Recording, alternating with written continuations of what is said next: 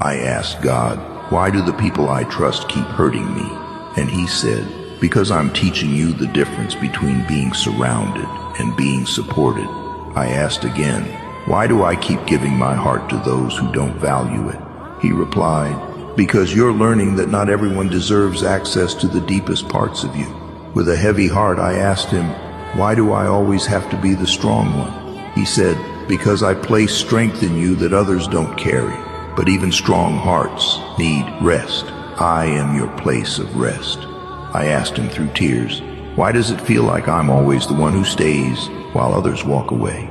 And he whispered, because loyalty lives in your spirit.